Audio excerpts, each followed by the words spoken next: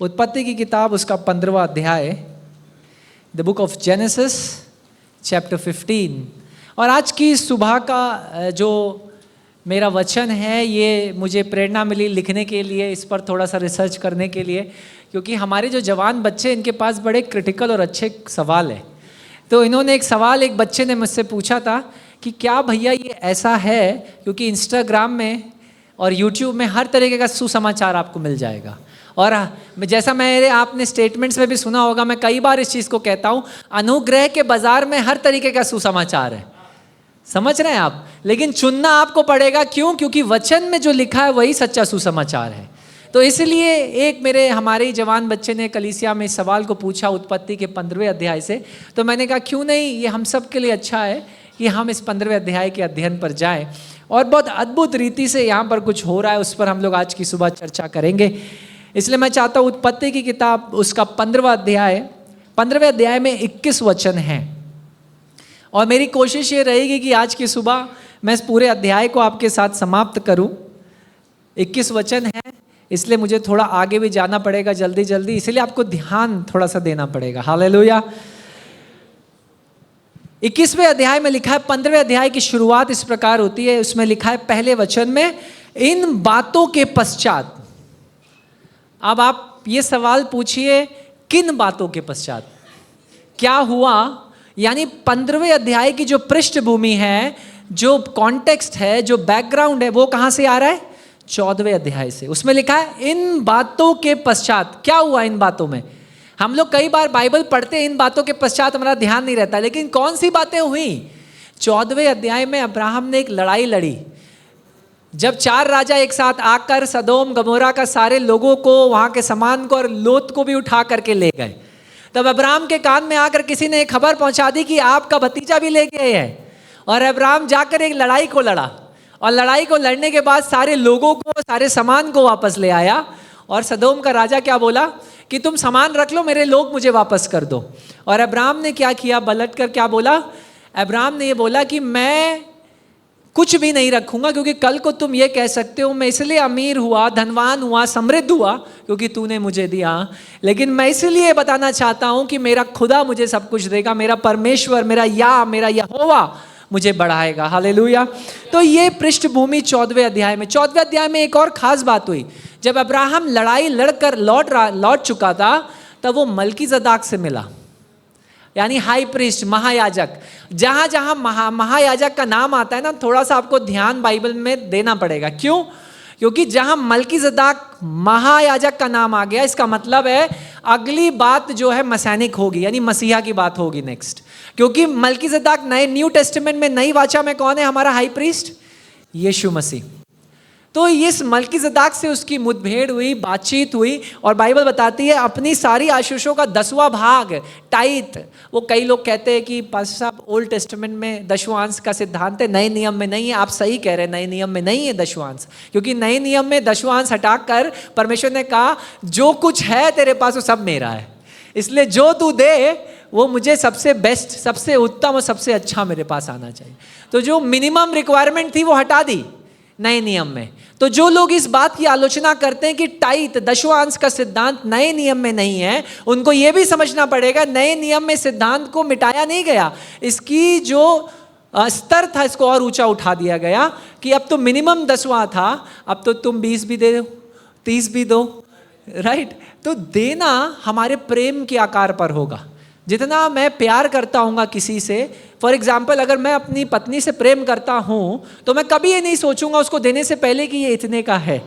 अगर उसको वो पसंद है तो मैं कोशिश क्या करूँगा कि मैं उसे वो खरीद कर दूँ। और यही अगर स्वभाव हम उस राजाओं के राजा और प्रभुओं के प्रभु के प्रति रखें तो मेरे और आपके मन में कभी ये सवाल नहीं आएगा क्या मैं सिर्फ 10 दूँ।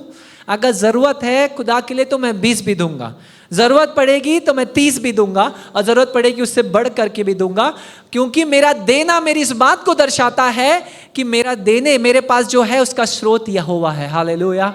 और मेरा देना इस बात को दर्शाता है कि जो कुछ मेरे पास है वो मेरा नहीं, वो प्रभु का है। हालेलुया।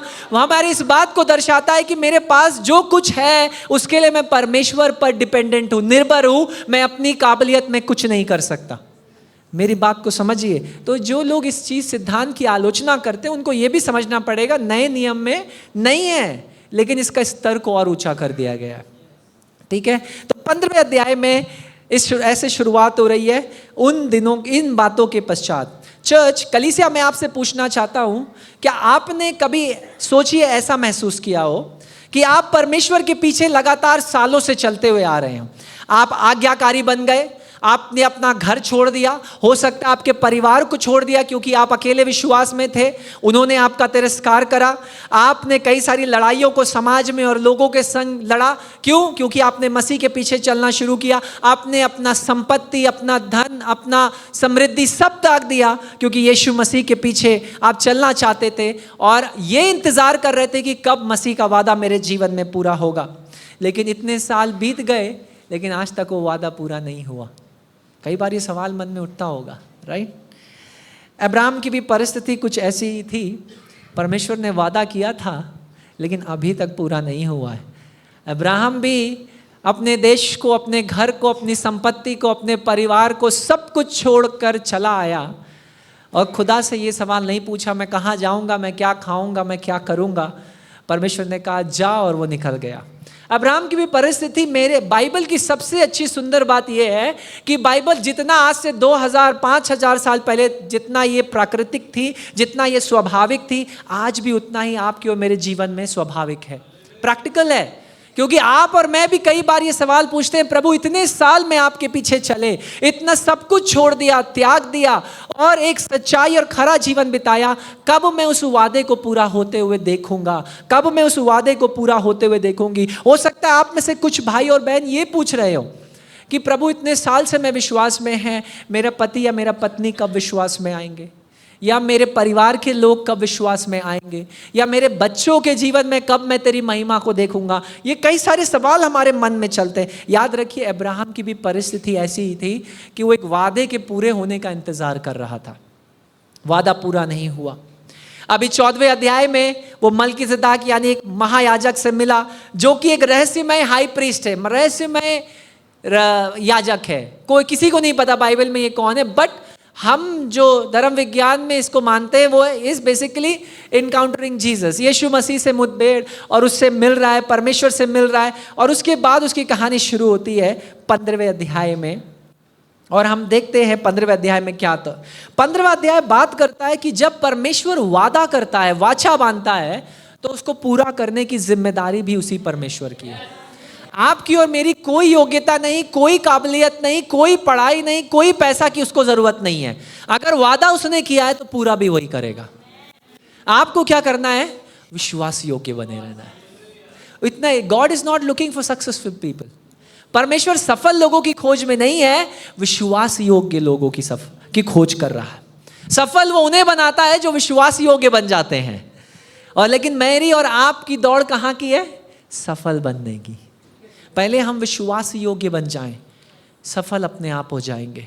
बाइबल में लिखा है, पहले ही भजन लिखने वाला कहता है कि जो तेरे वचन पर दिन रात मनन करते हैं, मैं आखिरी भाग की ओर जा रहा हूं, और वो कहते हैं वो उस पेड़ के समान है। किस पेड़ के? जो नाली के किनारे लगाया गया, उनकी पत्तियां कभी मुरझाएंगी नहीं, वो समय पर फल लाएगा और जो कुछ उसके हाथ से वो करेगा वो काम सफल हो जाएगा। इसकी शर्त क्या है? धन्य है वे जो दिन रात उस पर मनन करते हैं। दुर्भाग्य ये है, कई पास्टर्स इस वचन के जो लास्ट वर्स को उठा लेते हैं, जो कुछ तुम करोगे वो सफल हो जाएगा। पहले का वचन कौन पढ़ेगा भाई? पृष्ठभूमि कहाँ से बन रही है? शर्त ये है, पहले मुझ में बने रहो, मेरे वचन में बने रहो, और जब जो तुम ऐसा करोगे तब तुम जो करोगे उसमें सफल हो जाओगे। जो तुम्हारे हाथ काम को लेंगे वो सफल हो जाएंगे। अगर आज की सुबह आपको संदेह है, प्रभु मैं ये करूं या ना करूं, यहां जाऊं या ना जाऊं, परमेश्वर से पूछिए।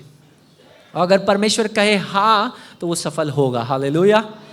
उस डाउट को दूर करिए, क्योंकि यहोवा संदेह का परमेश्वर नहीं, विश्वास का परमेश्वर है। जहां संदेह है वहां विश्वास नहीं, और जहां विश्वास है वहां संदेह है।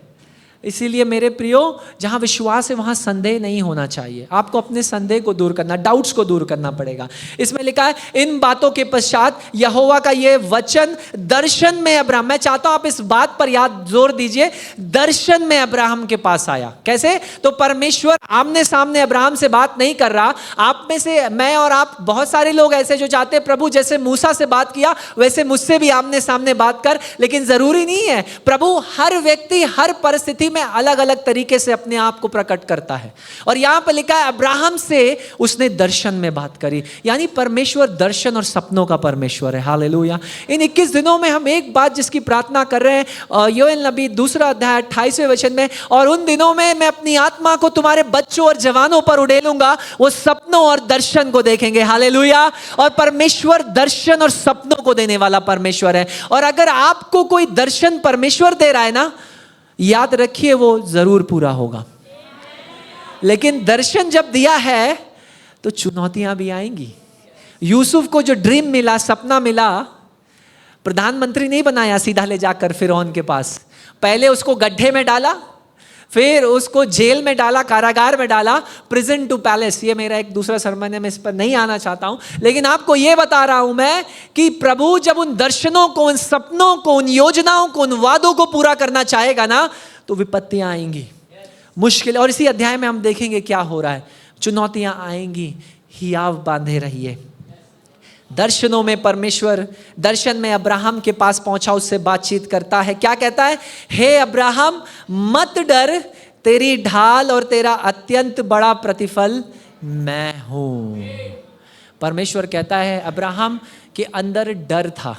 अब बताइए, एक लड़ाई वो जीत कर आ रहा है, अपने लूत को वापस लेकर आया, लोगों को वापस लेकर आया, संपत्ति, लड़ाई को जीत कर आ रहा है, और फिर भी उसके दिल में डर है। और यहां ऐसा डर है कि परमेश्वर खुद दर्शन देके कह रहा है अब्राहम मत डर।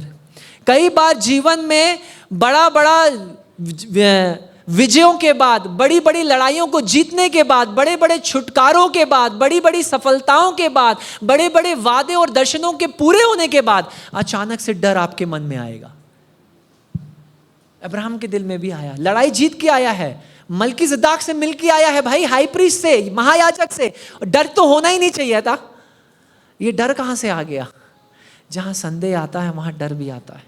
इसके दूसरे वचन में आपको उत्तर मिल जाएगा कि डर कैसे आया। उसमें दूसरे वचन में लिखा है अब्राहम ने कहा प्रभु यहोवा मैं तो निर्वंश हूं। निर्वंश का मतलब समझे, मेरे पास कोई संतान नहीं, मेरा वंश आगे बढ़ाने के लिए, वंशावली आगे ले जाने के लिए कोई नहीं, और मेरे घर का वारिस ये दिमश्कवासी एलियाजर होगा। एलियाजर आपने सुना होगा, पृष्ठभूमि उसका दास था। वो कहता है कि अब परमेश्वर कह रहा है अब्राहम मत डर, तेरा भाग, तेरा प्रतिफल मैं हूं। और अब्राहम पलट के क्या कह रहा है? प्रभु मेरे पास कुछ नहीं है, मेरे पास तो मेरा दास है, मेरे पास तो संतान भी नहीं है, तो मैं कैसे मेरा वारिस होगा? ये मेरे को ये सारी समृद्धि का मैं क्या करूंगा? कौन वारिस बनेगा? ये दास बनेगा।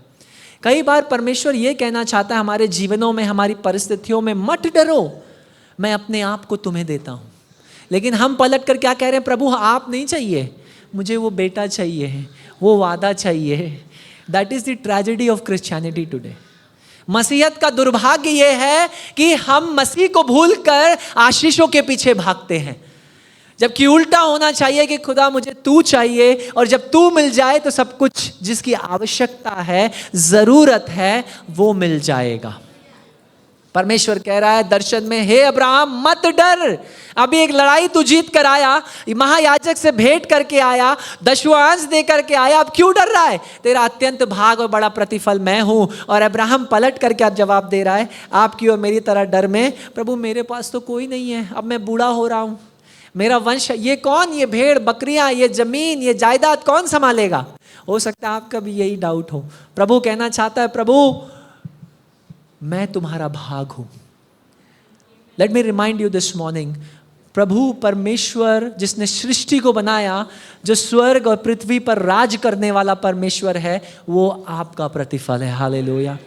और वो उसको आपसे कोई नहीं छीन सकता। पैसा लोग चुरा लेंगे, राइट, लेकिन वो शांति कैसे चुराएंगे जो मसीह यीशु ने आपको दी है? वो उद्धार, वो मोक्ष कैसे चुराएंगे जो आपके पास है? कपड़े पुराने हो सकते हैं, लेकिन आनंद हर दिन नया किया जाएगा। ये बाइबल में लिखा है। मेरे प्रियो, कई बार हम भी अब्राहम की तरह परमेश्वर को भूल कर ये पूछ रहे, प्रभु मेरा ब्लेसिंग कहाँ है, मेरे पास तो बेटा ही नहीं है, आप मेरा प्रतिफल हो, ठीक है अच्छी बात है, लेकिन आपके साथ साथ मुझे वो भी चाहिए। इस बात को वो समझ ही नहीं पा रहा है कि जब मैं यहोवा को पालूंगा मैं सब कुछ पालूंगा। आई प्रे दैट, मेरी प्रार्थना आज की सुबह हम ये समझ जाएं कि अगर मैं और आप उस यहोवा, उस त्रिएक परमेश्वर को पालें तो हम सब कुछ पालेंगे। क्या ये हमारी तरह नहीं है कि हम we serve God, we sacrifice, we pray, हम परमेश्वर की सेवा करते हैं, बलिदान देते हैं, प्रार्थना करते हैं, लेकिन अचानक से मन में डाउट आता है, संदेह आता है ना। आप प्रार्थना भी कर रहे हैं, संडे को आराधना भी कर रहे हैं, लेकिन जैसी कुछ ऐसी विपत्ति आई, परेशानी आई, चुनौती आई, आप क्या कहेंगे, प्रभु तू मुझे क्या देगा, मेरे भविष्य का क्या होगा, मेरे बच्चों का क्या होगा, मेरी ज़रूरतों का क्या होगा। ये सवाल हम पूछना शुरू करते हैं। तो परमेश्वर उत्तर में अब्राहम को क्या कहता है, क्या बोला, मैं तेरा भाग हूं, मैं तेरा प्रतिफल हूं, तुझे और क्या चाहिए। मैं एक मिशनरी के विषय में आपको बताना चाहता हूँ, नाम मुझे नहीं मिला, मैं खोज रहा था, लेकिन एक मिशनरी थे और एक दूसरे देश में वो गए और उन्होंने इस प्रकार कलीसिया के इतिहास में लिखा है कि उन्होंने उस दूसरे देश में अपना सब कुछ खो दिया। अपनी उनकी बीवी वहीं मर गए, बच्चे को बीमारी हो गई, बच्चे भी वहीं मर गए, तो उन्होंने पैसा खो दिया, परिवार खो दिया, स्वास्थ्य खो दिया, संपत्ति खो दी, सब कुछ खो दिया। और उसके बाद किसी ने उनसे पूछा कि साहब ये बताइए, अभी भी आप इस परमेश्वर की सेवा कैसे कर सकते हैं। तब इस मिशनरी ने, सेवा करने वाले व्यक्ति ने बोला कि मसीह यीशु ना केवल मेरा मुहैया कराने वाला परमेश्वर है, लेकिन वो मेरा बड़ा प्रतिफल और भाग भी है। अगर वो मेरे पास है तो मेरे पास बहुत है। ये उस मिशनरी का रिप्लाई था, जिसने परिवार खो दिया, संपत्ति खो दी, पैसा खो दिया। जब आप परमेश्वर से ये पूछ रहे हैं, प्रभु तू मुझे क्या दे सकता है, इस बात को याद रखिए ही, उसने आपको पहले से ही सब कुछ दे दिया है। उसने अपने आप को आपको दे दिया है। हालेलुया। और अपने आप को अगर उसने आपको दे दिया तो उससे बड़ा प्रतिफल आपको क्या चाहिए। मेरी बात को समझ रहे? आज की सुबह हो सकता है आपके पास ज़्यादा पैसा ना हो, बड़ा घर ना हो, गाड़ी ना हो, लेकिन अगर आपके पास यहोवा है तो आपने सब कुछ पा लिया। हालेलुया। मेरे प्रियो, कई मैंने ऐसे प्रचार सुना, मेरा बड़ा दिल टूट गया। किसी ने ऐसे कहा कि जो गरीबी है वो एक श्राप है। तो मैं थोड़ा विपत्ति में पड़ गया, क्योंकि मुझे पुराने नियम से ये पढ़ना पड़ा। 400 साल गुलामी में और उसके बाद रोम की गुलामी में पिस रहे थे उसके लोग, लेकिन बाइबल बताती हो फिर भी परमेश्वर उन्हें बढ़ा रहा था। तो मैं आपको ये बताना चाहता हूं, आपके पास जो है उसमें खुश रहिए, क्योंकि आपका बड़ा प्रतिफल और भाग यहोवा है। हालेलुया। ये गरीबी और अमीरी यहीं समाप्त हो जाएगी, लेकिन जो धन हमने मसीह यीशु में पाया है वो हमसे कौन छीन सकता है। हालेलुया। तो इसीलिए मसीह यीशु आपका भाग है, इस बात को याद रखिए, किसी और बात को मत याद रखिए। आगे बढ़ते हैं। जब उसने यहोवा से ये कहा, प्रभु मेरे पास बच्चा नहीं है, ये मेरा दास ये ले जाएगा, तब परमेश्वर ने क्या कहा? परमेश्वर ने उसको एक चीज़ करी। उसने कहा, मैं तुझे कुछ दिखाना चाहता हूँ, चल मेरे साथ। 4 वचन में परमेश्वर कुछ करता है। तब यहोवा का यह वचन उसके पास पहुँचा, यह तेरा वारिस ना होगा, तेरा जो निज पुत्र होगा वही तेरा वारिस होगा। और उसने उसको बाहर ले जाकर कहा, आकाश की ओर दृष्टि कर कर तारागण को गिन, क्या तू उनको गिन सकता है? फिर उसने उससे कहा, तेरा वंश ऐसा ही होगा। परमेश्वर कह रहा है, तू एक मांग रहा है, तू जा उन तारों को गिन। Can we count stars by the way? अभी साइंस काउंट भी कर लेगी तो बिलियन और ट्रिलियंस है, और ट्रिलियन समाप्त होंगे तो मुझे नहीं पता कितने गैलेक्सीज में कितने और स्टार्स होंगे। देयर इज नो वे, कोई तरीका है ही नहीं कि आप तारों को गिन सके। परमेश्वर कहता है, अब्राहम तू मुझसे एक पुत्र मांग रहा है, जाकर बाहर देख इन तारों को, और मेरा वादा यह है कि इन तारों के समान तेरे वंशावली को कोई गिन नहीं पाएगा। क्या परमेश्वर ने यह वादा पूरा किया?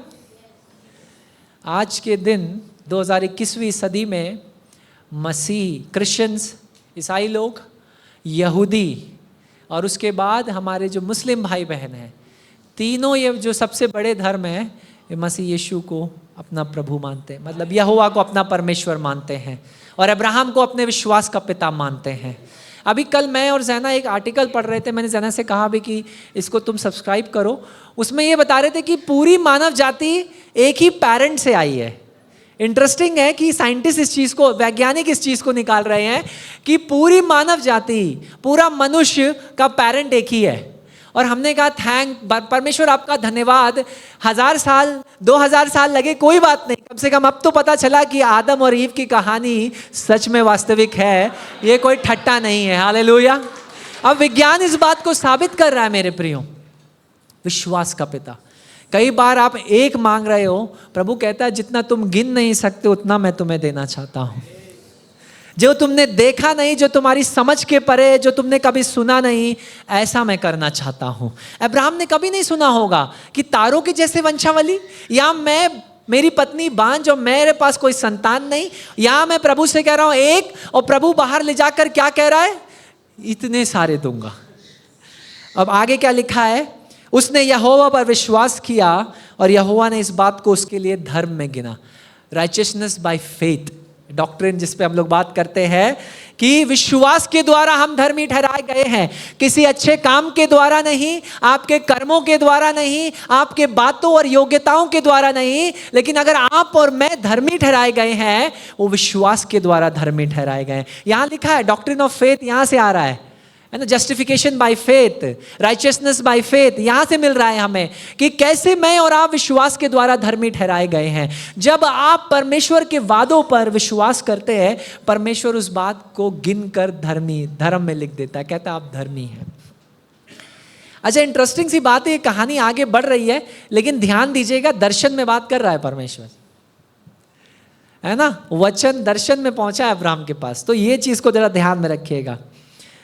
7वें वचन में उसने कहा, तब उसने उससे कहा, मैं वही यहोवा हूं जो तुझे कदूसियों के उर के नगर से बाहर। अब परमेश्वर उसे याद दिला रहा है जो मैंने शुरुआत करी थी, जिस काम की मैंने शुरुआत करी थी, राइट। मैं वही परमेश्वर हूं जो जिसे तू कभी नहीं जानता था, लेकिन अचानक से मैंने तुझे उर नामक उस देश से बुला लिया। परमेश्वर उसे याद दिला रहा है कि ऐसा मैं वो परमेश्वर हूं कि जिसने तुझे याद कर कहां से तुझे बाहर निकाला और आज तू कहां पर खड़ा है। मैं चाहता हूं आज की सुबह आप सोचिए एक गरीब भिखारी के वजह में, एक गरीब भिखारी को सोचिए। सड़क पर आप चलते होंगे तो आप भिखारियों को देखते होंगे, लोगों को देखते होंगे, और आपको तरस भी आता होगा, कंपैशन, दया भी आती होगी, और अच्छी बात है। और आप ये सोचिए भिखारी एक बड़े गहरे और कर्ज में डूबा हुआ है, बिल्कुल कर्ज में। और होता क्या है कि एक बड़ा राजा या एक धनवान व्यक्ति इसके सारे कर्ज को चुका देता है, इसको नहीं पता चलता। अचानक से वो आता है और इसका जो लोन है वो बैंक में जाकर चुपचाप डिपॉजिट कर देता है धनवान व्यक्ति। अब ये बताइए, भिखारी ने क्या इसको कमाया? नहीं, उसको मिल गया। अब्राहम के साथ भी ऐसा ही हुआ, उसकी धार्मिकता उसने कमाई नहीं, उसे मिल गई। आपकी धार्मिकता आपने कमाई नहीं, मैं और आप भी उसी भिखारी के समान है जो खोए हुए थे। अचानक से प्रभु आया और अपनी अपनी धार्मिकता को हमारे जीवनों में डिपॉजिट कर गया, जमा कर गया। और यही होता है मसीह यीशु में, जो विश्वास करते हैं वो धर्मी ठहरा दिए जाते हैं। हालेलुया। आप अपने बगल वाले से कहिए, आप धर्मी हैं। कुछ हस्बैंड्स और वाइफ एक दूसरे की तरफ देखकर हंस रहे हैं, मेरा ये मानना है कि अच्छी हंसी है ये। लेकिन इस सच्चाई को ना भूलें कि ये धार्मिकता आपने कमाई नहीं है। कई लोग सोचते हैं हम दान देकर, भेंट देकर उसकी धार्मिकता को खरीद सकते हैं, अच्छे काम कर कर। ये सब हमें करना है, बाय द वे, अच्छी चीज़ है ये सब करना, लेकिन धार्मिकता को आप खरीद नहीं सकते। ये वैसे ही है जैसे अचानक से उस भिखारी के लोन को, कर्ज को किसी ने चुका दिया, उसे पता भी नहीं चला। वैसे ही आपकी और मेरे पाप के कर्ज को किसी ने चुका दिया, हमें और आपको पता ही नहीं चला। और जब पता चला तो हमने कहा आज से हम तेरे पीछे ही चलेंगे, क्योंकि और कोई उद्धार नहीं, मोक्ष नहीं, लेकिन यीशु सिर्फ तू ही है। हालेलुया। मैं थोड़ा आगे बढ़ रहा हूँ समय को ध्यान में रखते हुए। 7वें वचन में, बातचीत कर रहा है यहोवा कि यहोवा ने उसे कहाँ से निकाल के लाया और कैसे यहोवा उसके जीवन में चीज़ों को कर रहा है। अब यहोवा एक इंटरेस्टिंग सी चीज़ करने को, एक रोमांचक बात, मैं चाहता हूँ इस पर आप ध्यान दीजिए, क्योंकि एक यहूदियों का कस्टम था, रिवाज था, मैं चाहता हूँ इस पर आप ध्यान दीजिए। यहोवा उसे कुछ करने के लिए कहता है। अब परमेश्वर यहोवा उससे कह रहा है मैं तारों के समान तुझे वारिस दूंगा, संतान दूंगा, उर के नामक देश से मैं तुझे निकाल के लाया। अब 8वें वचन में अब्राहम फिर से परमेश्वर से क्या पूछा, देखिए, उसने कहा हे प्रभु यहोवा मैं कैसे जानूं कि मैं इसका अधिकारी रहूंगा। फिर से सवाल, पहले भी सवाल से शुरुआत हुआ था। प्रभु कह रहा है ठीक है, धार्मिक धर्मी भी ठहरा दिया परमेश्वर ने, अब उसको याद दिला दिया मैं कहां से निकाल के लाया। मैं और आप बिल्कुल अब्राहम की तरह है कि नहीं है? हम उसके कम से कम संतान तो हैं, मैं तो ये मानता हूं, लेकिन है भी उसकी तरह। प्रभु ने अभी उसको बाहर ले जाकर तारे दिखाए, चांद दिखाया, कहा भैया इनसे भी ज्यादा मैं तुझे दूंगा। मैं वही परमेश्वर जो उर से तुझे निकाल के लाया, इतना समृद्ध बनाया कि आज तू 4 राजाओं की सेना को हराकर सबको वापस ले आया, मैं वही परमेश्वर हूं। अब अब्राहम क्या कह रहा है, फिर से डाउट, प्रभु मैं कैसे जानूं कि मैं इसका अधिकारी बनूंगा। कई बार आप भी यही सवाल पूछते हैं ना, प्रभु मैं कैसे जानूं कि ये मुझे मिलेगा। चलिए मैं आपको बताता हूं कैसे मिलेगा, कैसे आप जाने कि प्रभु की वो वाचा वो आपके जीवन में पूरी। बाय द वे आज की सुबह हम लोग प्रभु मेज पर हैं और ये वचन मैं मेज पर रखना चाहता हूं, मतलब इस वचन के आधार पर आप समझिए कि ये मेज यहां पर है, इस ध्यान में रखते हुए इस वचन को समझिए। परमेश्वर से कहता है, फिर से डाउट आ रहा है मन में, प्रभु मैं कैसे जानूं, मैं तो कमजोर व्यक्ति हूं, मेरे अंदर डाउट्स आते हैं, मेरे अंदर फियर्स आते हैं, मेरे अंदर कमजोरियां हैं, संदेह है, डर है, भय है। लेकिन अद्भुत बात यह है आपके डर, आपके संदेह, आपके भय में भी वो आपको छोड़ता नहीं है। वो कहता है कोई बात नहीं बेटा, मैं इसको भी पूरा करके देखा, तेरे डर और तेरे संदेह के ऊपर भी मेरा सामर्थ पराक्रमी है, मैं दिखाऊंगा। आगे देखते क्या होता है। 9वें वचन में यहोवा ने उससे कहा, अब देखिए बलिदान की बात हो रही है, मेरे लिए 3 वर्ष की एक खलोर, 3 वर्ष की एक बकरी और 3 वर्ष का एक मेढ़ा और एक पिटखुड और कबूतर का एक बच्चा ले। यानी अब सेक्रीफाइस, बलिदान की बात हो रही है। अच्छा, ये बड़ा रोमांचक करने वाला बलिदान है। पुराने नियम में जो बलिदान होते थे हम सबको पता है, वो काट कर ब्लड को स्प्लैश करते थे, ऑल्टर पे लगाते थे, है ना। अलग अलग प्रक्रिया थी, होम बलि थी, फिर उसके बाद अनाज की बलि थी, अलग अलग बलियाएं थी। लेकिन ये बलि कुछ अलग है, इसमें प्रभु कुछ और करने को कह रहा है। इसका नाम है, जो यहूदी हिब्रू जो शब्द यूज हुआ है यहाँ पर इब्रानी का, उसका नाम है बेरित। Okay, BERITH। आप में से जो लिख रहे हैं, और या मैं इसको और अच्छे से ट्रांसलेट करूं तो उसका मतलब है, एक होता है वादा बांधना, एक होता है वाचा बांधना और एक होता है वाचा काटना। तो जिस शब्द का प्रयोग यहां पर हुआ उसका मतलब है टू कट द कवेनेंट, वाचा को काटना। अब मैं आगे बढ़ूंगा तो आपको समझ में आएगा क्यों ऐसा हो रहा है। परमेश्वर अब्राहम से कहता है ये जानवर मुझे चाहिए, तू ले करके आ, और इन सब को लेकर उनके बीच से 2 टुकड़े कर दे। क्या कर, ये बलिदान ला और इसके बाद क्या करना है, बीच से, यानी अपराइट, सीधा बीच से काटना है, 2 टुकड़े कर दे। और 2 टुकड़े कर कर आमने सामने रख, पर चिड़ियों के उसने टुकड़े नहीं किए। जब मांसाहारी पक्षी लोथों पर झपटे तब अब्राहम ने उन्हें उड़ा दिया। तो परमेश्वर क्या कह रहा है, अब समझिए हो क्या रहा है यहां पर। परमेश्वर अब्राहम से कहता है, अब्राहम के अंदर एक डाउट आया, प्रभु मैं कैसे जानूं कि जो वादा तू कर रहा है ये मेरे जीवन में पूरा होगा। आज की सुबह हो सकता है आप भी कैसे जाने, प्रभु ये जो प्रार्थना आप मैं कर रहा हूं ये पूरी होगी, ये जो वादा आपने दिया है ये पूरा होगा, ये जो जागृति जिसके लिए हम लोग प्रार्थना कर रहे हैं ये पूरा होगा। कैसे पता चलेगा प्रभु? परमेश्वर अब्राहम से कहता है, काम कर, मुझे ये जानवर चाहिए। इन जानवरों को स्पेसिफिकेशन क्या है, 3 और 3 साल के 3। अब बाइबल में 3 और 7 का, आप जिनको नहीं पता है, these are called perfect numbers. इनको सिद्ध नंबर्स या सिद्ध गिनतियां मानते हैं, विच रिप्रेजेंट्स गॉड हिमसेल्फ, जो परमेश्वर को दर्शाता है, संपूर्णता को दर्शाता है, पूर्णता को दर्शाता है। 3 और 3 जानवर। परमेश्वर कहते हैं इनको क्या करना है, इनको तुझे बीच से काटना है, और बीच से काटने के बाद क्या करना है, एक टुकड़ा इस तरफ और एक टुकड़ा इस तरफ। अब मुझे आप बताइए, जब 2 टुकड़े, फॉर एग्जाम्पल लेट्स अज्यूम ये आइल है, यहाँ पर ये बीच में एक रास्ता है, दो, मान लीजिए मैं किसी जानवर को काट कर बीच में से एक टुकड़ा यहां रखता हूं और एक टुकड़ा यहां रखता हूं, बीच में क्या होगा? रास्ता है, लेकिन होगा क्या उस रास्ते पर? खून बहना शुरू होगा और वो खून वहां बहने लगेगा। तो उन दिनों में ये मत सोचिएगा परमेश्वर कुछ नया ला रहा है, उन दिनों में ये बहुत साधारण सा प्रैक्टिस था। होता ये था कि जब किसी को वाचा बांधनी होती थी, अमित कम, तो मुझको अगर इमेजिन, अगर हम उन दिनों में हैं आज की सुबह और मुझे भाई अमित से वाचा, पास्टर अमित से वाचा बांधनी है, तो मैं क्या करता था, मैं और भाई अमित क्या करेंगे, हम ऐसे बीच में आ जाएंगे और वाचा बांधने के लिए क्या करेंगे, हम कहेंगे भाई अमित हम इन जानवरों का बलिदान कर रहे हैं और ये टुकड़े हमने एक एक टुकड़ा इस तरफ और एक टुकड़ा इस तरफ रख दिया, और उसके बाद हम क्या करेंगे, जो वाचा हमारे बीच की है उस वाचा को दोहराते हुए हम लोग हाथ पकड़कर इस खून के ऊपर चलेंगे। तो बेसिकली हम कह क्या रहे हैं परमेश्वर से कि परमेश्वर अगर हम में से, हम दोनों में से कोई भी इस वाचा को तोड़े तो उसके साथ भी ऐसा ही जानवरों के संग जैसा हुआ टुकड़े टुकड़े कर कर वैसा इसको भी टुकड़े टुकड़े कर देना। That was berith, thank you. वैसे ही टुकड़े टुकड़े कर देना। इंटरेस्टिंग है, परमेश्वर कुछ नया करने जा रहा है, ऐसा बाइबल में कहीं और हुआ नहीं है। बाय द वे मैं आपको दिखाना चाहता हूं, उत्पत्ति की किताब 3 अध्याय 15 वचन में मसियानिक प्रोफेसी है। वी कॉल इट प्रोटोवेंगेलियन, सुसमाचार की घोषणा हुई थी 3:15 में, जहां उत्पत्ति 3:15 में परमेश्वर कहता है कि नारी का जो वंश है यानी पुत्र है वो सांप के सिर को कुचलेगा और सांप क्या करेगा, उसकी एड़ी को डसेगा। यानी सांप को किसने कुचला? शैतान को, प्रभु ने, और उसके बदले में वो डसा उसने। प्रभु यीशु मसीह को क्रूस पर चोट पहुंची, हमें पता है वो चीज। अब मैं 15वें अध्याय पर आपको ले जा रहा हूं, कैसे ये जो वादा था, ये जो वाचा था, ये आगे बढ़ रहा है 15वें अध्याय में। अब यहोवा कहता है सुन, इस बलिदान को कर, और इसके बाद अब्राहम ने मानी और कर दिया। बाइबल में क्या लिखा है?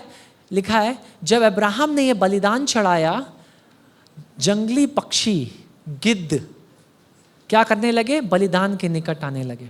ना सुनिए ध्यान से, जब कभी परमेश्वर किसी वादे को, किसी वाचा को, किसी प्रार्थना को पूरा करने जा रहा होगा, जब कभी परमेश्वर आपको एक बड़ी लड़ाई पर विजय देने जा रहा होगा, जब कभी एक बड़ा छुटकारा, एक बड़ा परमेश्वर बेदारी को भेजने जा रहा होगा, ये गिद्ध आएंगे, ये गिद्ध आएंगे आपका ध्यान भटकाने के लिए।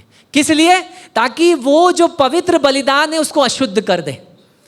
रोमियो की पत्री उसका 12वां अध्याय 1 वचन मैं आपको याद दिला रहा हूं फिर से। हे भाइयों, अपने जीवनों को पवित्र और भावता बलिदानों के स्वरूप परमेश्वर के सामने चढ़ा दो। अब हम कोई भेड़ या बकरी या जानवर नहीं चढ़ाते, मैं और आप मसीह यीशु में अपने जीवनों को चढ़ाते हैं। अब अब्राहम ने क्या किया? इन गिद्धों से बलिदान की रक्षा करी, अपने इन बलिदानी जीवनों की गिद्धों से रक्षा करिए। वो गिद्ध क्या है? ये birds of the air English में लिखा है, इब्रानी में लिखा है बर्ड्स ऑफ द एयर। ये जहां जहां इसका यूज हुआ है ना, इसका एक संदर्भ है। इसका मतलब है प्रिंस ऑफ द एयर। नए नियम में हवा पर राज करने वाला राजा कौन है? शैतान। मैथ्यू 13, मत्ती रची सुसमाचार 13वें अध्याय में बीज बोने वाले का दृष्टांत। एक बीज आकर वो खा गए, पक्षी आकर खा गए। Birds of the air, Prince, ये जो इस वक्त जिसको इस संसार पर राज्य करने का, शैतान को जिसको अधिकार है, वो इस आपके बलिदानी जीवनों को गिद्धों की तरह खाने के लिए पड़ा हुआ है। याकूब की पत्री में वो कहता है कि वो दहाड़ते हुए सिंह के समान खड़ा हुआ है, किसी तरीके से मैं इनके बलिदानी हृदयों को दबोच कर खा जाऊं, नोच खाऊं। चील क्या करता है? गिद्ध को कभी आपने खाते हुए देखा है? वो टुकड़े नोचेगा और पंजे रखकर उसका जो बीक होती, जो चोंच होती है, फाड़ेगा और खाएगा। That is the picture here. Abraham क्या कर रहा? परमेश्वर ने कहा एक बलिदान चढ़ा, उसमें से खून बह रहा है, और खून है तो जाहिर सी बात है गिद्ध और जंगली पक्षी, उस जानवर उसकी ओर अट्रैक्ट हो रहे हैं, आकर्षित हो रहे हैं। अब्राहम ने क्या किया? रक्षा करी। जब कभी परमेश्वर किसी वाचा को, किसी वादे को, किसी छुटकारे को, किसी चंगाई को, किसी बेदारी को भेजने जा रहा है, आपको इन बलिदान हुए जीवनों की रक्षा करनी पड़ेगी। वो कवेनेंट बांधने जा रहा है और हमारे 21 दिनों में वो कह रहा है मैं भेजूंगा, लेकिन उन हृदयों की, उन जीवनों की रखवाली करने का जिम्मा आपका है। वो गिद्ध नोच खाने के लिए तैयार हैं। वो इस समय जो शैतान राज्य कर रहा है पृथ्वी पर, वो नोच खाने के लिए तैयार है। The birds of the air are waiting to devour. वो उड़ते हुए पक्षी चाहते हैं आपकी शांति चुरा लें। अच्छा, ये गिद्ध आते कैसे हैं आप समझिए। ये गिद्ध फिजिकल थे, शारीरिक थे अब्राहम के समय में। आज ये आत्मिक बलिदान हुए, क्योंकि हमारे जीवन आत्मिक रीति से बलिदान हुए। ये गिद्ध कैसे आते हैं? ना माफ करना, किसी के प्रति जलन रखना, गॉसिप करना, आलोचना करना, क्रिटिसाइज करना लोगों को। हम अभी एक संदेश सुनकर आए, लोगों की बुराई करना, वो ऐसा है कि उसने वैसा पहना था। हम क्यों ये सब कर रहे हैं कलीसिया? अगर ये मंदिर है और उसकी उपस्थिति इस मंदिर में है, तो सारी चर्चा उस परमेश्वर की होनी चाहिए, सारी चर्चा उस परमेश्वर। ये गिद्ध आते हैं, अच्छा संदेश था, आप प्रेरित होते बाहर निकलते, गिद्ध आते हैं आपकी शांति को चुराने के लिए। कुछ परिस्थिति ऑफिस में ऐसी बन जाती है, लोग आपके विरुद्ध बात करने लगते हैं, आप परेशान हो जाते हैं। ये भूल जाते हैं कि वादा करने वाला वादा निभाएगा भी। ये गिद्ध हैं, उनको रखा गया है जीवनों में। क्यों? क्योंकि वो परमेश्वर चाहता है, वो देखना चाहता है, अब्राहम मैं देखता हूँ शाम तक तू कैसे बलिदान की रखवाली करता है। ध्यान से देखिएगा इसमें हो क्या रहा है। सुबह बलिदान किया और शाम तक बलिदान की रक्षा करनी पड़ी। आगे मैं पढ़ूंगा आपके लिए। बलिदान किए हुए जीवन सिर्फ एक बार बलिदान नहीं है, उसकी रक्षा हर दिन करनी पड़ेगी। ये मेज उसी रक्षा का एक परिमाण है कि प्रभु हम इस मेज में संगति तब कर रहे हैं क्योंकि ये जीवन जो बलिदान हुए इनकी रक्षा हम करते हुए आ रहे हैं। एक निरंतर मसीह जीवन में हम आपके पीछे चलना चाहते हैं और चल रहे हैं। और जब जब हम गिरेंगे तो हमें उठाने के लिए हमारे साथ है। गिद्ध आएंगे, और गिद्ध जब आए ना तो याद कर लीजिएगा छुटकारा भी आ रहा है। हालेलुया। ओ बेदारी भी आ रही है जीवन में। हालेलुया। वो वाचा और वो वादा भी परमेश्वर पूरा करने जा रहा है। गिद्धों की चिंता मत करिए, उनको भगाने की चिंता करिए। बलिदान को रोकिए मत कि गिद्ध आएंगे। बलिदान करते रहिए, प्रार्थना, रोना, गड़गड़ाना, वेदी को गीला करना छोड़िए मत। गिद्ध आएंगे, लेकिन गिद्धों को भगाने का बाइबल कहती है resist the devil and he will flee. शैतान को भगाओ, उससे रेसिस्ट करो, उसको भगाओ और वो भागेगा। किसके? मेमने के लहू के द्वारा और तुम्हारी गवाही की साक्षी, वो वचन के साक्षी के द्वारा। क्योंकि मुझ में और आप में कुछ नहीं है जिसको शैतान देखकर भाग सकता है। लेकिन जब आप और मैं उस मसीह के लहू को जिस दिन विश्वास किया, अपना प्रभु मानकर उसके पीछे चल लिए, उसका लहू हमारे जीवनों पर लगा दिया गया। अब वो शैतान क्या कर सकता है? वो दूर से आपको देख सकता है, लेकिन तब तक अंदर नहीं आ सकता जब तक उन बलिदान किए गए हृदयों और जीवनों में आप कुछ अपवित्र ना होने दें। क्योंकि जहां अपवित्र होगा बलिदान खराब हो जाएगा। अब्राहम सुबह से लेकर शाम तक, 12वें वचन में पढ़ रहा हूं, जब सूर्य अस्त होने लगा, देखिए सुबह बलिदान किया, अब सूर्य अस्त हो गया, यानी कम से कम मुझे लगता है 7-8 घंटे वो रखवाली कर रहा था परमेश्वर की। मैं मिनिमम बोल रहा हूं, 12 घंटे हुए होंगे, समझ रहे हैं आप। लेकिन मैं मिनिमम अगर मान लूं 6 से 7 घंटे भी, अगर वो गिद्धों से मरी हुई लाशों को बचाना बड़ा मुश्किल है, वो आपको भी नोच खाएंगे। ये इंटरेस्टिंग चीज है इस पक्षी के विषय में, जंगली पक्षियों के विषय में, जहां मरी हुई लाशें इनको दिखती हैं, अगर आप भी जाएंगे ना आपको भी काटेंगे ये। लेकिन अब्राहम, यहां पे लिखा है जब सूर्यास्त होने लगा तब अब्राहम को भारी नींद आई और देखो अत्यंत भय और महाअंधकार ने उसे छा लिया। अब देखिए भाई साहब, ये क्या हो गया? मैं इंतजार कर रहा हूं कि प्रभु बेरित में मेरे साथ चले, उस वाचा में मेरे साथ चले। क्या करने के लिए? कि लहू तो बह रहा है। अब परमेश्वर ने कहा कि मुझे कैसे पता चलेगा ये पूरा होगा? प्रभु मैंने अब ये बलिदान कर दिया है, अब इस लहू पर मैं और आप साथ साथ चलेंगे, तभी तो वाचा पूरी होगी। जब 2 लोग एक साथ चलेंगे, वाचा के वचनों को दोहराएंगे, मैं और आप इस लहू में चलेंगे, तभी तो। अब्राहम इंतजार कर रहा है, प्रभु मैं आपके साथ चलूंगा, वाचा पूरी होगी, हम लोग हस्ताक्षर करेंगे उस लहू के ऊपर चलने के द्वारा। और परमेश्वर ने क्या कहा, क्या करा? एक गहरी नींद में उसे सुला दिया। इंटरेस्टिंग सा है, बाइबल में सिर्फ एक बार और इस शब्द का प्रयोग हुआ है, वो है एडम के लिए, जब आदम को परमेश्वर ने गहरी नींद में सुलाकर हवा को बना दिया। याद रखिए, जब जब परमेश्वर आपको गहरी नींद में सुला रहा है, कुछ अद्भुत होने जा रहा है। हालेलुया। और अब मैं अगर इसको नए नियम में ट्रांसलेट करूं, जब जब परमेश्वर आपसे कहता है स्थिर हो जाओ, थम जाओ, स्थिर बने रहो उसी स्थान पर, परमेश्वर कुछ करने जा रहा है। हालेलुया। वो कहता है just wait, those who wait upon the Lord, यशायाह नबी 40 और 31 में, जो परमेश्वर पर इंतजार करते हैं, थमे रहते हैं, बने रहते हैं, वो अपने बल को नया पाएंगे। हालेलुया। जब जब बाइबल में ऐसा हुआ, 2 ही बार हुआ, परमेश्वर ने कुछ नया बना दिया, कुछ नया कर दिया। हालेलुया। जब जब परमेश्वर आपको थमने के लिए कहे, रुकने के लिए कहे, स्थिर होने के लिए कहे, रुक जाइए, क्योंकि प्रभु कुछ करने जा रहा है। हालेलुया। अब्राहम इंतजार कर रहा है। मैं अगर अब्राहम होता तो मैं शिकायत करता, मतलब प्रभु मैं सुबह से इस बलिदान की रखवाली कर रहा हूं कि मैं तेरा हाथ पकड़कर इस वाचे को बांधकर इस खून पर, लहू पर चलकर वाचे को पूरा कर दूं, और अचानक से जब सूरज हुआ तूने मुझे सुला दिया। नहीं लगता आपको? भाई ये उसी तरीके से है कि आप मान लीजिए किसी बेहतरीन सी चीज को बना रहे हो खाने के लिए, और अचानक से वो जल जाए, लास्ट में खा भी नहीं पाएंगे, डिसअपॉइंट हो जाएंगे। आप सुबह से मेहनत कर रहे थे और ये हो गया। अब ये बेचारा सुबह से रखवाली कर रहा है और प्रभु ने उसे घोर अंधकार और नींद में डाल दिया। अब अंधकार में, नींद में परमेश्वर फिर से बात कर रहा है। देखिए, तब यहोवा ने अब्राहम से कहा, यह निश्चय जान ले कि तेरा वंश पराए देश में परदेसी होकर रहेंगे और उस देश के लोगों के दास हो जाएंगे। तो यहां पर 13-14 में परमेश्वर उसे क्या बता रहा है कि 13-14-15 में कि जो भविष्यवाणी कई साल बाद पूरी होगी। क्या होगा कि तेरा वंश, हम सबको पता है 400 साल बाबुल के गुलाम रहे, मिस्र के गुलाम रहे, फिर बाबुल के गुलाम रहे, हमें पता है। बड़ी उन सारी चीज़ों की परमेश्वर उससे बातचीत कर रहा है। लेकिन 16 वचन में कहता है, पर वे 4थी पीढ़ी में यहाँ फिर आएंगे, क्योंकि अब तक अमोरियों का अधर्म पूरा नहीं हुआ। यानी 4थी पीढ़ी में मैं उन्हें वापस निकाल लाऊंगा, मैं वापस निकाल लाऊंगा। मैं वादा करता हूं कि हाँ, वो कठिनाई से होकर के निकलेंगे, वो परेशानी से होकर के निकलेंगे, वो चुनौतियों से होकर के निकलेंगे, लोग उनकी ताड़ना करेंगे, लेकिन 4थी पीढ़ी में मैं उन्हें वापस लेकर के आऊँगा। देखिए, जब परमेश्वर वादा करता है ना, तो इसका मतलब ये नहीं है कि दिक्कतें और मुश्किलें नहीं आएंगी। दिक्कतें और मुश्किलें आएंगी, लेकिन उसका वादा ये है, मैं बाहर निकाल कर लाऊंगा। अब वो कौन सी पीढ़ी में करेगा वही जानता है, लेकिन ये उसका वादा है कि मैं पूरा ज़रूर करूँगा।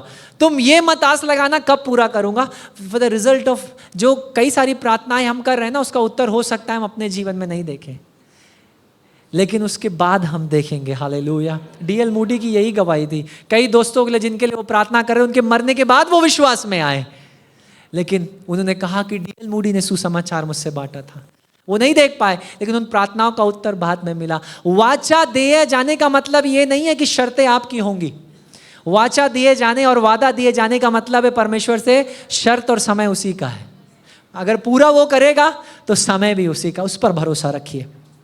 17वें वचन में लिखा है, और ऐसा हुआ कि जब सूर्य अस्त हो गया और घोर अंधकार छा गया, तब एक अंगीठी जिसमें से धुआं उठता था और एक जलती हुई सी मशाल दिखाई दी। अब ये जलती हुई अंगीठी और मशाल, एक्सोडस, पहला राजा, निर्गमन, दूसरा इतिहास, जहाँ कहीं भी परमेश्वर का प्रतिकरण या प्रकाशन हुआ है, वो स्मोक, धुएं में, बादल में, और पिलर आग का तंबू के रूप में परमेश्वर। तो यहाँ बेसिकली ये जो जलती हुई भट्टी दिख रहा है और धुआं दिख रहा है, ये क्या है? परमेश्वर खुद नीचे उतर आया है, क्योंकि परमेश्वर आत्मा है। और अगर उसे विजिबल मैनिफेस्टेशन, ऐसा प्रकाशन दिखाना है जो हमारा इंसानी दिमाग समझ सके और हम देख कर जान सके, तो वो ऐसे ही प्राकृतिक उदाहरणों का प्रयोग करेगा। उसमें लिखा है, वो एक जलती हुई अंगीठी के समान और मशाल दिखाई दी जो उन टुकड़ों के बीच से होकर के निकली। इंटरेस्टिंग, अब्राहम सो रहा है। अब इस लहू, मान लीजिए ये वही वेदी है जहां पर उसने टुकड़े चढ़ाए थे, ये यहाँ लहू बह रहा है, अब्राहम यहाँ सो रहा है, पड़ा हुआ है, उसको कोई मतलब नहीं, परमेश्वर से बात। अब परमेश्वर चल रहा है उस बलिदान के ऊपर, अब्राहम इज नॉट वॉकिंग। तो वाचा हो ही किसके साथ रही है भाई? वाचा हो रही है अब्राहम के साथ, और यहूदियों के कस्टम नियम के अनुसार दोनों लोगों के लहू के ऊपर चलना है, तभी वो बेरित, तभी वो काम पूरा होगा। कट कवनेंट, यानी वो वाचा तभी कट की जाएगी या पूरी होगी जब दोनों लोग एक साथ हाथ पकड़कर चलेंगे और वचनों को बांधेंगे। जैसे एक दूल्हा और दुल्हन आयल से जब अंदर आते हैं पकड़कर, क्या दर्शाता है? ये संदर्भ में नहीं है, बट मैं एक चीज को दिखा रहा हूं आपको। दोनों को साथ आना पड़ता है। लेकिन यहां पर परमेश्वर कह रहा है इस लहू, इस बलिदान के ऊपर सिर्फ मैं चलूंगा। आप कुछ समझ रहे हैं क्या हो रहा है? अगर अब्राहम वाचा तोड़ता तो क्या अब्राहम को नुकसान होता कुछ? जो वाचा उसने बांधी ही नहीं, जिस वाचा पर उसके साइन नहीं हुए, हस्ताक्षर नहीं हुए, जिस बलिदान पर वो चला ही नहीं, तो उसको क्या नुकसान होगा? नुकसान किसको होगा?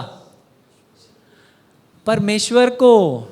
परमेश्वर ये कह रहा था, सुनिए क्या कह रहा था परमेश्वर, अब्राहम मेरा वादा तो ये है कि चौथी पीढ़ी में उन्हें वापस ले आऊंगा, लेकिन अगर तेरे वंशज इस वाचा को तोड़ते हैं तब मैं इन टुकड़ों के समान मेरे साथ किया जाएगा, मुझे काटा जाएगा, मेरा लहू बहाया जाएगा, और जो कोई मेरे लहू के ऊपर चलेगा उसके संग में वो वाचा पूरी कर दूंगा।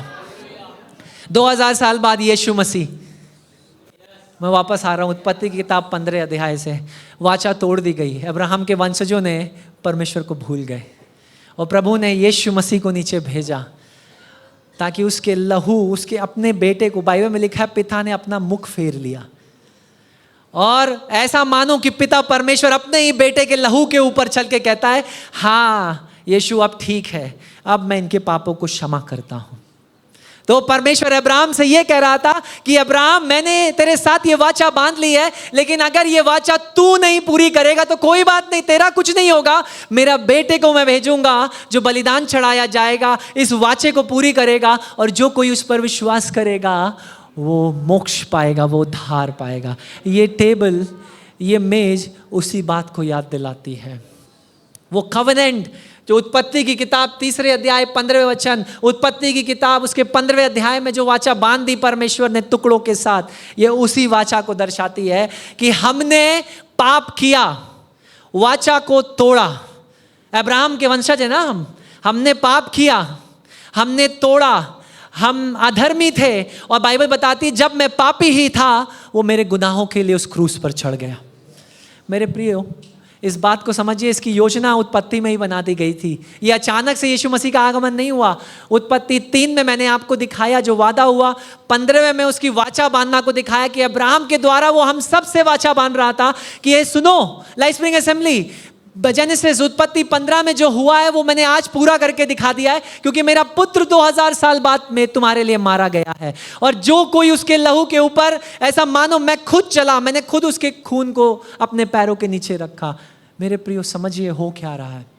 ये मेज उसी लहू को याद दिलाती है, ये प्याला, ये रोटी क्या दर्शाती है? ये रोटी उस देह को, शरीर को दर्शाती जिसको तोड़ा गया, जिसको मारा गया, काटा गया, और हर जगह से लहू बहा गया। बाइबल बताती है ऐसा कोई शरीर का भाग नहीं था जहां से लहू ना बह रहा हो। और गत्समनी के बगीचे में इतना उसको स्ट्रेस था, इतना तनाव था कि उसको खून का पसीना आ रहा था। एंड साइंटिफिकली, वैज्ञानिक रूप से ऐसी एक परिस्थिति है, doctor Vinita is here, she will testify with me, कि जब आप इतने स्ट्रेस में चले जाते हो कि आपका जो पोज जहां से पसीना निकलना चाहिए वहां से ब्लड वेसल्स फटकर वहां से पसीना निकलना, पसीने की जगह खून निकलना चाहिए, सच टू एन एक्सटेंड। और फिर भी वो क्या कहता है, प्रभु अगर ये हो सकता है पिता तो प्याला मुझसे हटा ले, क्योंकि उत्पत्ति 15 में तो तूने वाचा बांध दी, लेकिन इस वाचा को पूरा करने के लिए मुझे भेजा है। अगर हो सकता है तो ये प्याला हटा ले, लेकिन फिर भी मेरी नहीं तेरी इच्छा पूरी हो जाए। प्याला नहीं हटा मेरे प्रियो, क्रूस पर चढ़ाया गया। और मैं कई बार ये कहता हूं आपको, मेरे एक प्रचार मैंने बोला भी, क्रूस की दूसरी ओर सैकड़ों स्वर्गदूत इंतजार कर रहे थे, खुदा हमें आदेश दे, हम 1 सेकंड में इनको बता देंगे कि ये मनुष्य है, ये नाश्वर इंसान है जिसको तूने मिट्टी से बनाया है। 1 सेकंड, यीशु मसीह। और उससे कई लोगों ने मजाक उड़ाया, अरे तू परमेश्वर का पुत्र है, नीचे क्यों नहीं उतर रहा है? और आज भी लोग इस बात का मजाक बनाते हैं, ठट्टा करते हैं कुछ लोगों से जिनसे हम तर्क वितर्क करते हैं, हमारे संग बैठ, अरे ये कौन सा मसीहा है जो मरा और उतर नहीं पाया, अपने आप को नहीं बचा पाया। मैंने कहा ये वही मसीहा है जो अपने आप को नीचे नहीं उतारा और अपने आप को दे दिया ताकि मैं और आप उस क्रूस को ना उठाएं। हालेलुया, मैं और आप उस क्रूस पर ना चढ़ा जाएं, ये वही मसीहा है। आज भी लोग उस क्रूस का ठट्टा बनाते हैं, लेकिन हमें डरने की जरूरत नहीं। मेरे प्रियो, इसी क्रूस की कहानी की घोषणा तो उत्पत्ति भी कर रही है 15वें अध्याय में ही, मैं अब्राहम वाचा तुझे बांधने की जरूरत नहीं है। एक रजिस्ट्री के पेपर में जब तक दोनों पार्टी साइन नहीं करते वो जमीन नहीं बिकती। यहां पर हस्ताक्षर हुए ही नहीं है अब्राहम के, ये यूनिलेटरल कवेनेंट थी, एक तरफा वाचा थी। परमेश्वर ने कहा, क्या बताना चाह रहा है परमेश्वर हमें, कि मुझे मेरे वादों को तुम्हारे जीवनों में पूरा करने के लिए तुम्हारी जरूरत नहीं है। मैं खुद वादा करने वाला और वादा पूरा करने वाला परमेश्वर हूं। मुझे सिर्फ ये जरूरत है कि तुम विश्वास योग्य बन जाओ।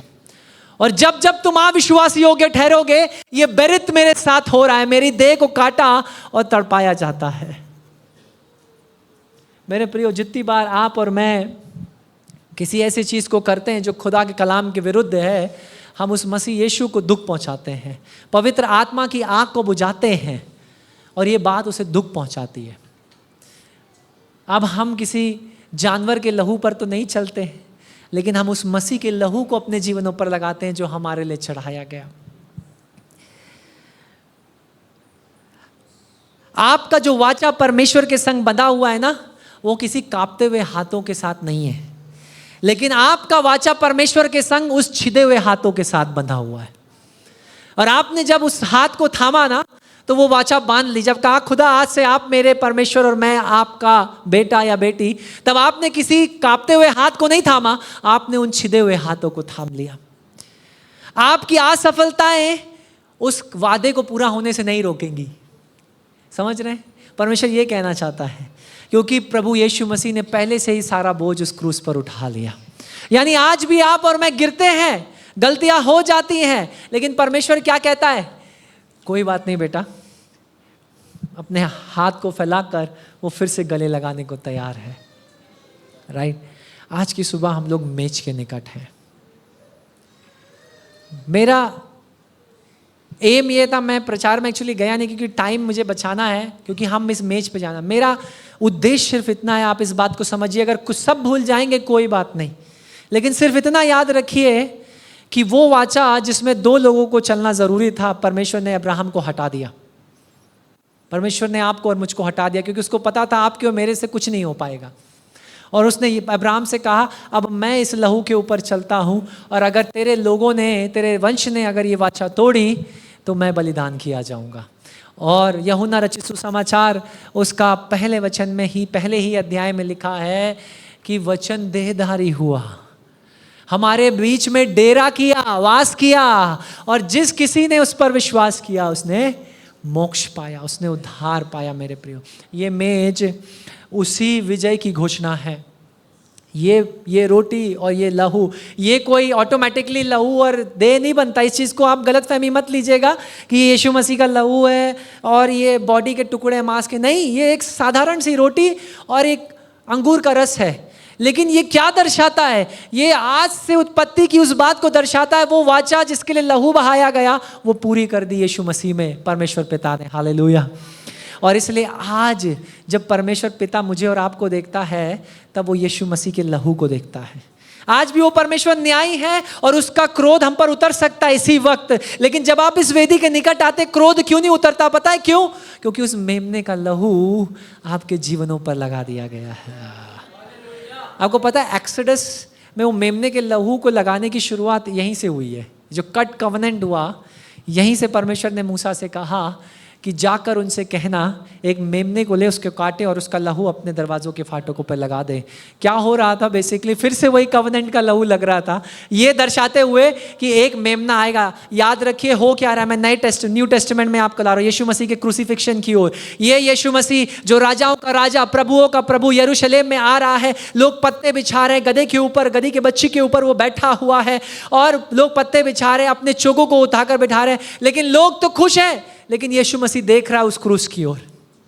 उसे पता है मैं कहां जा रहा हूं, अपनी मृत्यु की ओर। आप और मैं अगर वहां होते तो हम तो खुश हो रहे हैं, यहूदियों का राजा आ रहा है, हमें छुटकारा मिलेगा। लेकिन यीशु मसीह क्या देख रहा था? क्रूस को। और उस यीशु मसीह के साथ साथ ही फसह के पर्व में लगभग योसेफुस, अगर आपको नाम हो जोसेफुस, जो कि चर्च हिस्ट्री रिकॉर्ड करता है उन दिनों में यहूदियों की, वो कहता है लगभग 2,50,000 मेमने भी यरूशलेम के भीतर घुस रहे थे। जब यीशु मसीह आ रहा था तब साथ साथ, क्योंकि मंदिर में मेमनों का चढ़ाया जाना था, तो सारे लोग अपने अपने मेमनों को लेकर आ रहे थे। एक तरफ से परमेश्वर का मेमना इंटर कर रहा था, अंदर आ रहा था यरूशलेम के, और एक तरफ से 2.5 लाख मेमने आ रहे थे कि इनके लहू के द्वारा हमारे पाप शुद्ध किए जाएंगे। और वही यीशु मसीह जो यरूशलेम में आया, उसने क्रूस उठाया, गोलगता में मेमने के समान चढ़ा दिया गया, ताकि उसके लहू के द्वारा आप और मैं अपने उद्धार को पाएं। ये मेज उसी उद्धार की घोषणा करती है। सुसमाचार किसी चंगाई के विषय में नहीं है मेरे प्रियो। मैं इस वेदी से घोषणा करना चाहता हूं, जिस सुसमाचार में सिर्फ चंगाई है वो सुसमाचार नहीं, लेकिन पौलुस कहता है हम उस नासरी के नाम का प्रचार करते हैं जो मारा गया क्रूस पर हमारे पापों के लिए, तीसरे दिन मरे हुए में से जी उठा और कईयों को दिखा, और उसके बाद उसका स्वर्गारोहण हुआ, और उसके बाद वो दोबारा आ रहा है अपनी कलीसिया को ले जाने के लिए। हालेलुया। हम उस यीशु नासरी की घोषणा करते हैं मेरे प्रियो, हम उस यीशु की घोषणा करते हैं। हम किसी चंगाई की घोषणा नहीं करते। हम कहते हैं हाँ, तुम यीशु को उद्धार करता मानो तो चंगाई अपने आप आ जाएगी। और हो सकता है चंगाई ना भी आए, लेकिन बाइबल कहती है अगर उस हाथ के बिना भी स्वर्ग में जाना पड़ा तो वो जाना अच्छा ही है। हालेलुया। पौलुस भी जिंदगी भर आंखों से कमजोर रहा, वैसे ही स्वर्ग गया। आप उसकी पत्रियां उठाकर पढ़े, वो कहता है प्रभु मेरे देह से इस कांटे को बाहर निकाल। 3 बार प्रार्थना किया, परमेश्वर ने कहा मेरा अनुग्रह तेरे लिए काफी है। धर्म विज्ञानियों का मानना है जब आप उसका रिसर्च करते, स्टडी करते हैं, उसकी आंखों में समस्या थी, उसकी आंखों की रोशनी जा चुकी थी। उसके ज्यादातर लेटर्स को ऑथर्ड हैं, पॉल और सिलास, पॉल और बारनबस।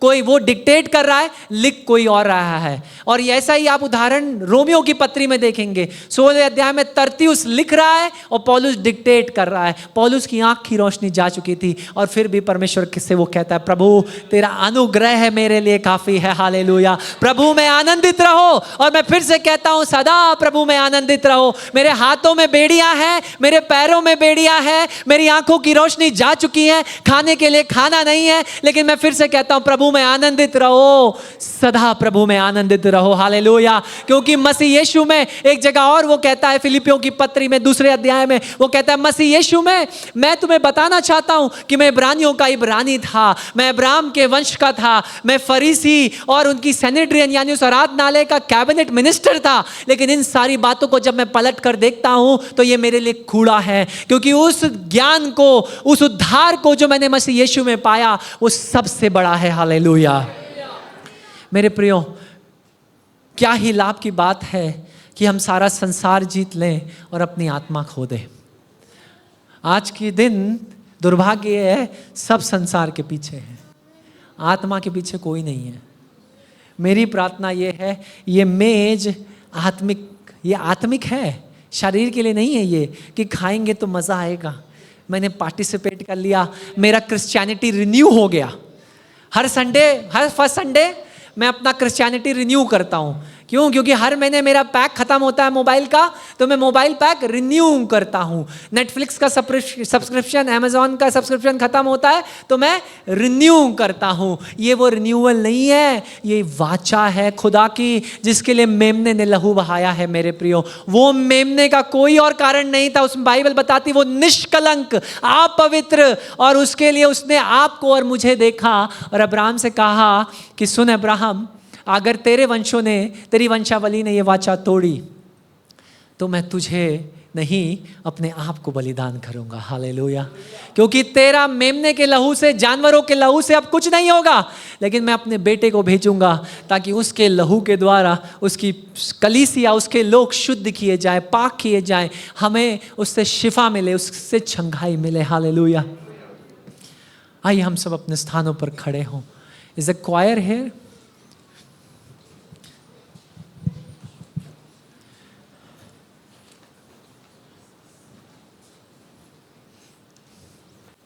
मैं चाहता हूं आप इस विषय में सोचिए, अपनी आंखों को बंद करिए। एक वाचा जो आज से हजारों साल पहले बांध दी गई थी, ये कुछ अचानक नहीं हुआ। इसकी योजना अनंत में ही परमेश्वर पिता ने बना ली थी।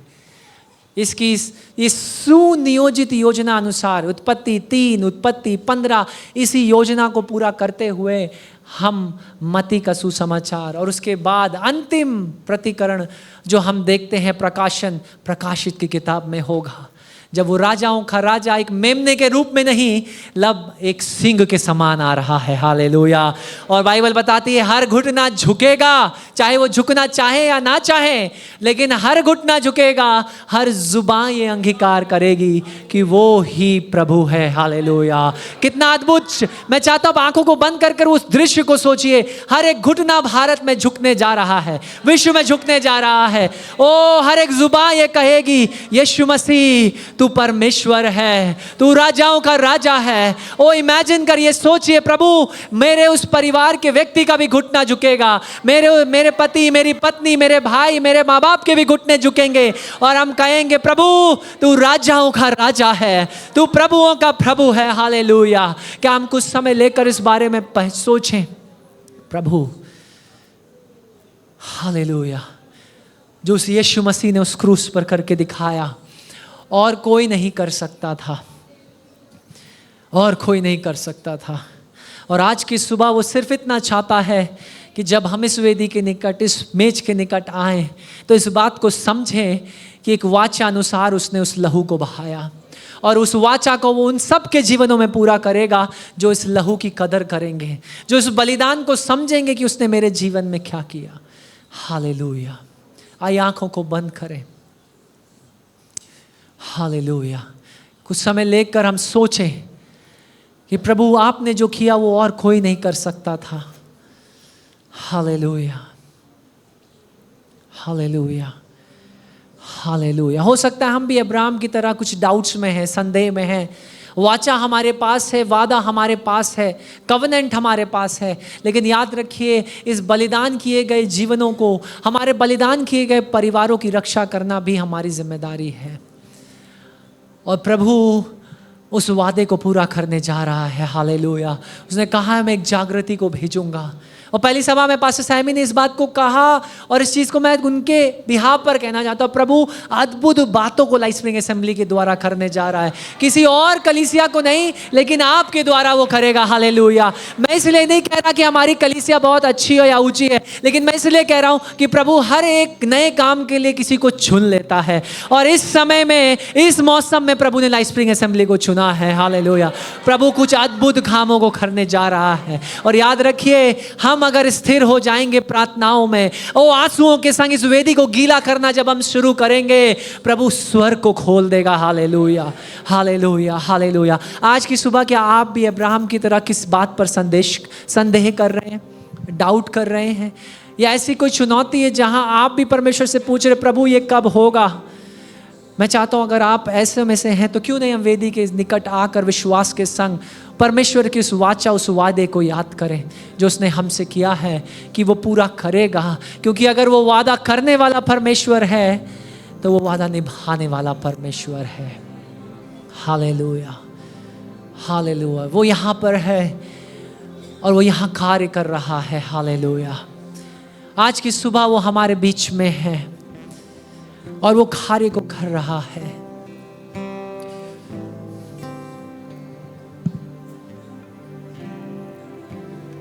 अपने सारे डाउट्स को, अपने सारे संदेह को हम परमेश्वर के सामने रखें अब्राहम की तरह, और अब्राहम से कहें प्रभु, प्रभु ये मेरा डाउट है, ये मेरा संदेह है, ये मेरा फियर है प्रभु, इस बात से मैं डरता हूं। क्यों नहीं विश्वास के साथ उस बात को रखें, और विश्वास के संग जब हम परमेश्वर के सामने उस डर और संदेह को रख देंगे, प्रभु का वादा ये है कि चिंता मत कर, मैं करने जा रहा हूं। हालेलुया। चिंता मत कर, मैं अगर वादे को करूंगा तो मैं ही उस वादे को निभाऊंगा। Hallelujah, hallelujah. क्यों नहीं विश्वास के साथ आज की सुबह हम उस वादे को रिसीव करें जो खुदा ने हमसे किया है। खुदा जो तूने किया तू ही निभाएगा। हमें चलने की जरूरत नहीं, हमें कुछ करने की जरूरत नहीं, लेकिन हम विश्वास योग्य ठहरेंगे, हम विश्वास योग्य ठहरेंगे। हालेलुया।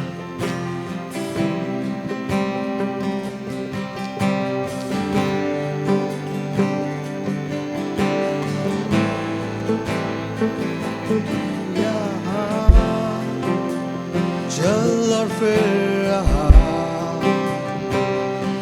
स्तुति करूं। अगर आप वेदी के निकट आए तो निकट आ जाइए विश्वास के साथ। पीछे मत खड़े होइए, वेदी के निकट आकर विश्वास के साथ उन डरों को, उन डाउट्स को हम परमेश्वर के पास रखें। तेरी स्तुति करो, तेरी स्तुति करो। यहाँ चल फिर रहा, तेरी स्तुति करो, तेरी स्तुति करो। यहाँ कार्य कर रहा, तेरी स्तुति करो, तेरी स्तुति करो।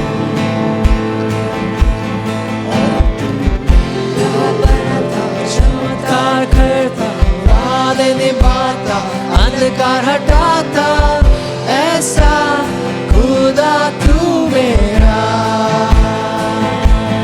और तू राह बनाता, चमत्कार करता, वादे निभाता, अंधकार हटाता, ऐसा खुदा तू मेरा। राह बनाता, चमत्कार करता, वादे निभाता, अंधकार हटाता, ऐसा खुदा तू मेरा।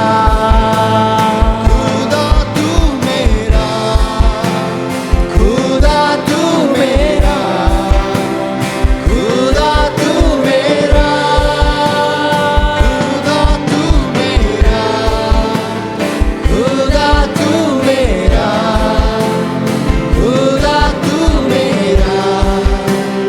खुदा तू मेरा।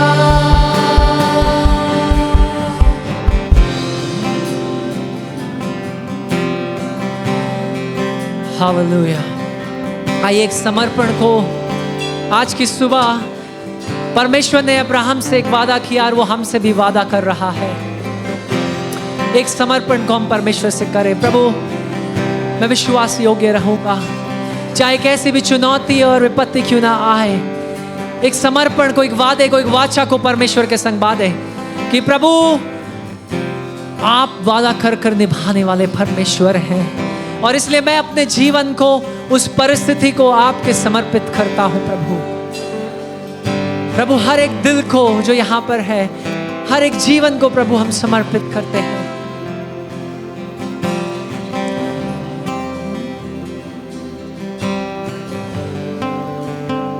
प्रभु आज की सुबह आप हमारे दिलों को जानने वाले परमेश्वर हैं।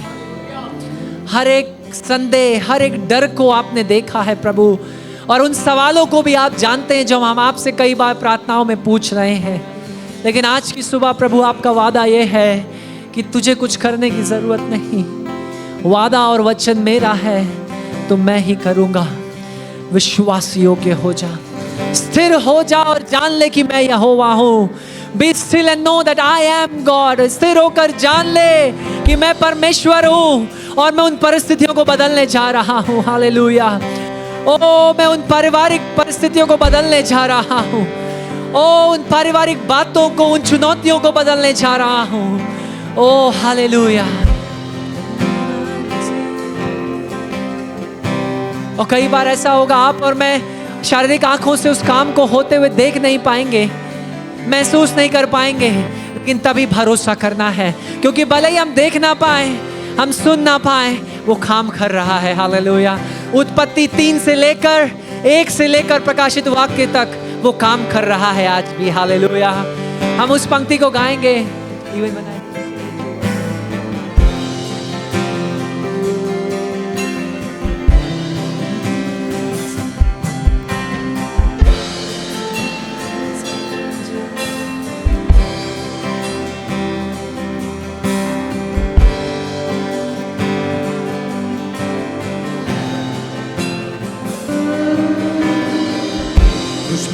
दिखे पर तू कर रहा, ना समझू पर कार्य तू कर रहा। तू कभी ना रुकता।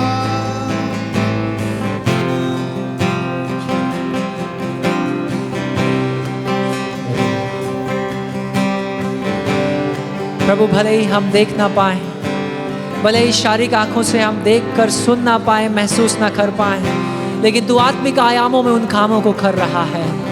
हम उन परिवार के लोगों को विश्वास में आता हुआ देखते हैं प्रभु, कि वो इसी वेदी पर हाथों को उठाकर तेरी आराधना करेंगे प्रभु। विश्वास की आंखों से हम उन डरों को यीशु के नाम में दूर करते हैं खुदा। ओ विश्वास के साथ प्रभु यीशु के नाम में हमारे एक डाउट को, हर एक संदेह को दूर करते हैं प्रभु। हर एक डाउट को प्रभु हम दूर करते हैं, और विश्वास की आंखों से हम लाइफ स्प्रिंग असेंबली के हर एक परिवार, हर एक व्यक्ति के जीवन में प्रभु एक जागृति को, एक बेदारी को देखते हैं प्रभु। Lord we look to you, प्रभु हम तेरी ओर देखते हैं, क्योंकि तू वादा कर कर पूरा करने वाला परमेश्वर है।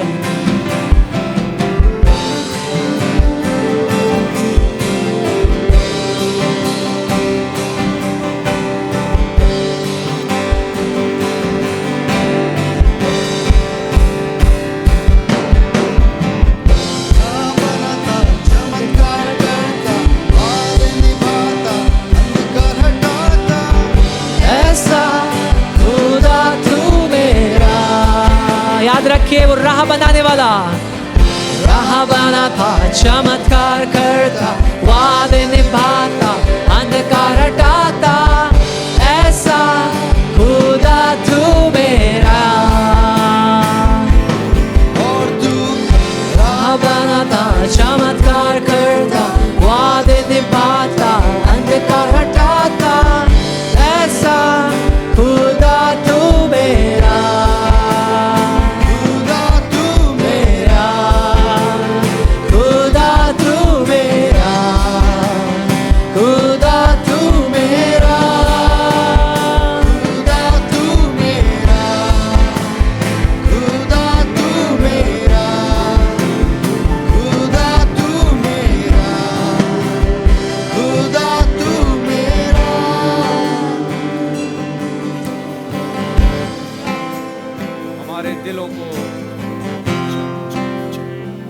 हमारे दिलों को छूने वाले, हमारे मनों को, हमारे आत्माओं को छूने वाले, हे पवित्र आत्मा, हम जहां आपके वेदी पर आए हुए हैं, दो उद्देश्य हैं यहां आने के। एक, अपने आप को समर्पित करना, अपने आप को आपके सन्मुख दंडवत करने, और फिर दूसरा कि आप हमें छुओ, आप स्पर्श करो, आप हमारे अंदर वो कार्य करो जो केवल आप कर सकते हो और कोई नहीं कर सकता। इस उम्मीद से हम यहाँ पर आए हैं, और हमारी चाहत है, हे पवित्र आत्मा, ये कार्य आप केवल इन 5 या 10 मिनट में नहीं, परंतु जब तक हम जीवित हैं, हर पल जिस प्रकार से हम एक जीविता बलिदान हमें होना चाहिए, उसी प्रकार से हर पल आप अपने कार्य को हमारे जीवनों में करो प्रभु। ये हमारी प्रार्थना है। उस बात के लिए हम अपने आप को खोलते हैं, अपने आप को देते हैं, समर्पित करते हैं उस बात के लिए, और हम कहते हैं, आप प्रभु मेरे जीवन में आप अपने कार्य को करो। आप प्रभु, हे पवित्र आत्मा, हमारे जीवनों में अपने कार्य को आप करो। हालेलुया।